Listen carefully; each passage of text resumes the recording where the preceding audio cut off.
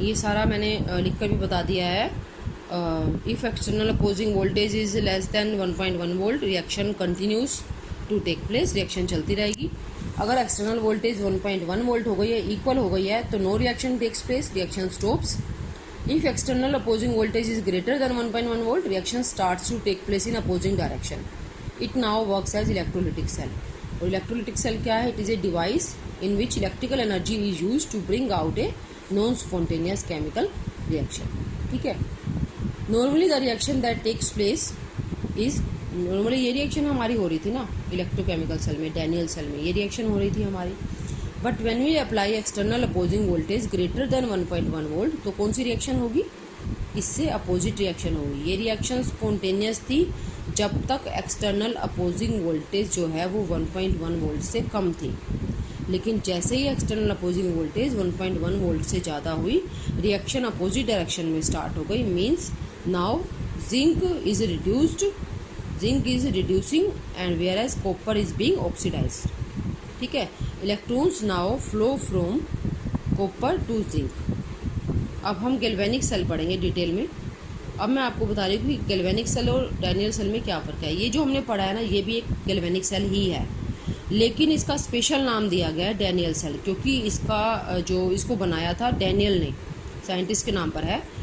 Galvanic जो था ना, ठीक है, गैल्वेनी ने क्या किया था? गैल्वेनी ने सेल्स बनाई थी इस टाइप की। पहले सबसे पहले उसने ये इलेक्ट्रोकेमिकल सेल बनाई, लेकिन उसने जो यहाँ पर जो मटेरियल लिया ना, जिंक और कॉपर नहीं लिया उसने। ठीक है, उसने जिंक और कॉपर के अलावा कुछ और लिया। तो डैनियल ने जिंक और कॉपर को लेकर दोनों बीकर में, ठीक है, उसने प्रॉपर सारा कुछ दिखाया उसका। तो इसलिए इस गैल्वेनिक सेल का नाम, जिसके अंदर की हमने जिंक और कॉपर लिया है एज मटेरियल्स, उसका नाम पड़ गया डैनियल सेल। अगर हम जिंक और कॉपर के अलावा कोई और लेते हैं तो उसको डैनियल सेल नहीं कहेंगे, लेकिन वो गैल्वेनिक सेल वो भी है। तो गैल्वेनिक सेल बहुत सारी हो सकती हैं। अलग अलग मटेरियल लेकर हम, ऑक्सीडाइजिंग मटेरियल, ऑक्सीडिड्यूसिंग मटेरियल अलग अलग लेकर हम बहुत सारी गैल्वेनिक सेल्स बना सकते हैं। लेकिन अगर हमने गैल्वेनिक सेल बनाते हुए जिंक और कॉपर को ले लिया ना, तो उस गैल्वेनिक सेल का नाम डैनियल सेल कहा जाएगा। ठीक है, भी कहा जाएगा, आप ये कह सकते हैं डैनियल सेल भी कहा जाएगा। Daniell cell that we have studied is also a type of galvanic cell in which we have taken zinc and copper, ठीक है, and the reaction is this, ठीक है। This reaction is combination of two half cell reactions। ये cell reaction जो है ये दो half cell reactions की कम्बिनेशन है। मतलब आपको पता है ये आपने जब रिडॉक्स रिएक्शंस में बैलेंसिंग की थी तो उसमें आपने किया था कि हम एक रिएक्शन को दो हाफ रिएक्शंस में तोड़ सकते हैं। तो यहाँ पर भी हम यही करते हैं। एक हमने लिया जिंक सॉलिड, क्योंकि रोड लिया हमने तो जिंक सॉलिड है। जिंक सॉलिड से जिंक 2 पॉजिटिव एक्वस, क्योंकि हमने एक्वस सॉल्यूशंस लिए थे वहाँ पर। जो जिंक सल्फेट या कॉपर सल्फेट हमने लिया था वो एक्वस सॉल्यूशंस थे। ठीक है। Zinc is oxidised to give zinc 2 positive aqueous ions, ये हो गई ऑक्सीडेशन हाफ रिएक्शन। और जहाँ पर कॉपर 2 पॉजिटिव आयंस, ये जो 2 इलेक्ट्रॉन्स है कॉपर 2 पॉजिटिव ने, जो कॉपर 2 पॉजिटिव जो सॉल्यूशन में था उसने ये 2 इलेक्ट्रॉन्स लिए और ये बदल गया कॉपर में। ये है रिडक्शन हाफ रिएक्शन। ठीक है। और इन दोनों रिएक्शंस को हम ऐड करेंगे तो हमारे पास ओवरऑल रिएक्शन ये आ जाएगी। 2 इलेक्ट्रॉन से 2 इलेक्ट्रॉन कैंसिल हो जाएंगे और ये रिएक्शन आ जाएगी। So this reaction, electrochemical reaction, can be written as combination of 2 half cell reactions. ठीक है। And sum of these, if we add these 2 half reaction, we will get overall reaction. Oxidation half reaction takes place in one beaker in which zinc rod is dipped in zinc 2 positive ion solution। ठीक है, हमने देखा अभी जो हमने electrochemical cell का diagram किया था, oxidation half cell reaction, oxidation half reaction यहाँ पर हो रही है। ठीक है। तो इस बीकर का जो ऑपरेटस है, यानी कि क्या apparatus, zinc road is dipped in zinc ion, इसको हम ऑक्सीडेशन हाफ सेल भी कह सकते हैं। ठीक है। सेल नहीं कहेंगे, हाफ सेल, क्योंकि ऑक्सीडेशन आपको पता है, ऑक्सीडेशन और रिडक्शन अकेले कभी नहीं हो सकते। अगर ऑक्सीडेशन हो रहा है तो रिडक्शन भी ज़रूर होगा, इसलिए हम इसको ऑक्सीडेशन हाफ सेल, इसमें जो रिएक्शन हो रही है ऑक्सीडेशन हाफ रिएक्शन। और इस बीकर को, साल्ट ब्रिज की बात नहीं कर रही मैं, only zinc road dipped in zinc ion solution. तो इस सेटअप को ऑक्सीडेशन हाफ सेल और ऐसे ही जिस बीकर में copper rod is dipped in copper ion solution, aqueous solutions होते हैं ये, copper rod is dipped in copper ion solution, this here reduction half reaction is taking place, तो इसको रिडक्शन हाफ सेल कहेंगे, ठीक है। और या हम इनको मिलाकर, इन दोनों को मिलाकर हम इनको रिडॉक्स कपल भी कह सकते हैं, ठीक है। रिडॉक्स कपल, कपल का मतलब होता है जोड़ा, तो रिडॉक्स कपल रिडक्शन और ऑक्सीडेशन का। तो हमने यहाँ पर जो रिडॉक्स कपल लिया है डैनियल सेल में वो क्या है, कॉपर एंड जिंक, ठीक है। अब आप देखो यहाँ पर अब रिएक्शन होती कैसे है, यहाँ पर इस सॉल्यूशन के अंदर यहाँ पर क्या होता है, जो जिंक रोड है ना वो 2 इलेक्ट्रॉन लूज करती है, वो 2 इलेक्ट्रॉन इस वायर से होकर यहाँ कॉपर रोड के पास चले जाते हैं। तो यहाँ पर जो जिंक आयंस बने वो जिंक आयंस इस रोड पर तो सिर्फ जिंक रह सकता है, ठीक है, जिंक न्यूट्रल जिंक, लेकिन जिंक आयंस बन गए 2 इलेक्ट्रॉन लूज करने के बाद वो जिंक आयंस सॉल्यूशन में चले जाएंगे, ठीक है। अब क्या होगा, जो इलेक्ट्रॉन्स यहाँ पर आए थे कॉपर रोड पर, कॉपर रोड तो उनका कुछ नहीं करेगी, उसको कुछ नहीं चाहिए, लेकिन वो इस पूरी रोड पर हैं, तो कॉपर रोड के पास जो जिंक आयंस हैं, इसको इंटरफेस बोलते हैं हम। इंटरफेस क्या है, जहाँ पर कि आयंस और ये सॉलिड रोड आपस में मिल रही हैं, जहाँ पर कि एक्सचेंज होगा इलेक्ट्रॉन्स का, ठीक है, वो इंटरफेस है।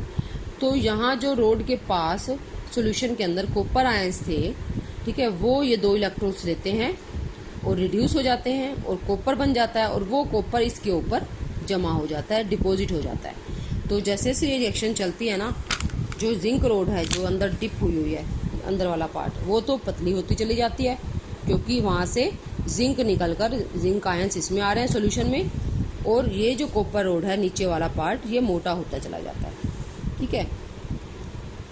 डिटेल इसकी हम आगे पढ़ेंगे, लेकिन अभी सिंपल रिएक्शन बताई है आपको मैंने। These 2 beakers are called half cells, oxidation half cell and reduction half cell. We can construct many other galvanic या electrochemical cells taking combination of different half cells. तो अलग अलग half cells का combination लेकर हम बहुत सारी galvanic cells या हम कह सकते हैं electrochemical cells बना सकते हैं। If this combination is zinc and copper, this galvanic cell is also called Daniell cell, ठीक है। दोबारा से बता दें, the 2 half cells are connected by wire through which electrons are transferred from oxidation half cell, ये मैंने short form में लिख दिया, to reduction half cell, ठीक है। तो ये जो 2 अभी बता भी दिया ये आपको मैंने, ये दोनों हाफ सेल्स बाहर से, इसको यहाँ पर हम ये भी लिख सकते हैं, these 2 half cells are connected externally, externally मतलब बाहर से, क्योंकि हम, ठीक है, these 2 are connected externally by wire through which electrons are transferred from oxidation half cell यानी कि जिंक वाली सेल से कॉपर वाली सेल के पास जा रहे हैं, एंड द सॉल्यूशंस यानी कि half cells are connected internally.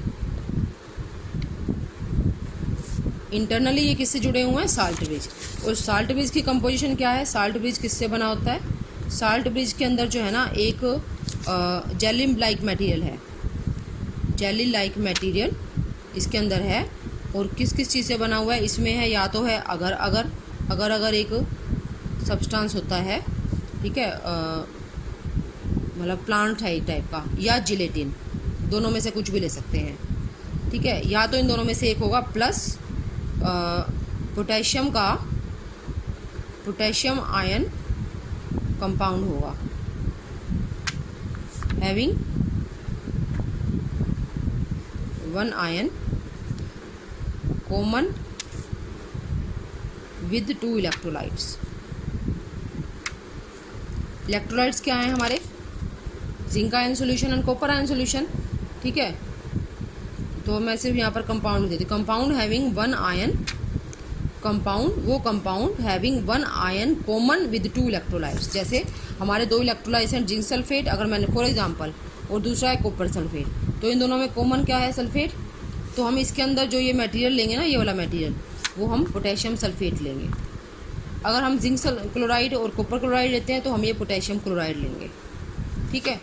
तो जेली लाइक मटेरियल है जो इन दोनों के कम्बिनेशन से बना हुआ है, अगर या gelatin plus compound having 1 ion common with 2 electrolytes, ठीक है। तो साल्ट ब्रिज के आपने लास्ट ईयर यूजेस पढ़े थे, इसकी एप्लीकेशंस पढ़ी थी, इसके फंक्शंस पढ़े थे, क्या काम करता है, तो वो आप रिकॉल कर सकते हो। एक तो ये सर्किट को कंप्लीट करता है। ठीक है, आप लिखना चाहो तो लिख लेना ये पॉइंट, सर्किट को कंप्लीट करता है, क्योंकि हमारा जो सर्किट है ना सेल का, वो सिर्फ बाहर से अगर हमने जोड़ दिया तो रिएक्शन होने के लिए सर्किट पूरा कंप्लीट होना चाहिए। तो ये बाहर से जुड़ा हुआ है और अंदर से ये साल्ट से जुड़ा, सर्किट कंप्लीट करता है। तो ये दूसरा ये क्या करता है कि जो कंसनट्रेशन है ना उसको अगर क्या होगा, मान लो यहाँ पर अगर ये साल्ट ब्रिज ना होता तो क्या होता, जिंक आयंस बहुत सारे हो जाते, लेकिन सल्फेट आयंस तो उतने ही रहेंगे ना। जिंक आयंस पहले दोनों इक्वल थे, लेकिन अब जिंक आयंस आते जा रहे हैं। ठीक है, तो सल्फेट आयंस कम हो गए और जहाँ पर सल्फेट आयंस ज़्यादा हो जाएंगे, क्योंकि कॉपर आयंस तो निकलते जा रहे हैं। तो ये क्या करता है, तो रिएक्शन जो है ना वो रुक जाएगी, ज़्यादा टाइम तक नहीं चलेगी। लेकिन ये क्या करता है, ये सल्फेट आयंस को ट्रांसफ़र कर देता है यहाँ से यहाँ पर, ताकि जो न्यूट्रलिटी है ना सोल्यूशन की वो बनी रहे। ठीक है, तो दो काम करता है ये, एक तो इट कम्प्लीट्स द सर्किट और दूसरा it maintains the neutrality of two solutions. तो अगर यहाँ पर सल्फेट आयंस जिंक आयंस ज़्यादा होगा तो ये सॉल्यूशन 2 पॉजिटिव सॉल्यूशन बन जाएगा, और यहाँ कॉपर आयंस कम होगा, सल्फेट ज़्यादा होगा तो ये 2 नेगेटिव सॉल्यूशन बन जाएगा। लेकिन ये क्या करता है, ये जहाँ पर सल्फेट आयंस ज़्यादा है वहाँ से सल्फेट आयंस को लेकर दूसरे वाले में ट्रांसफ़र कर देता है, ताकि न्यूट्रलिटी दोनों सॉल्यूशंस की बनी रहे। ठीक है, ये 2 पॉइंट्स आप लिख सकते हो अपनी नोटबुक।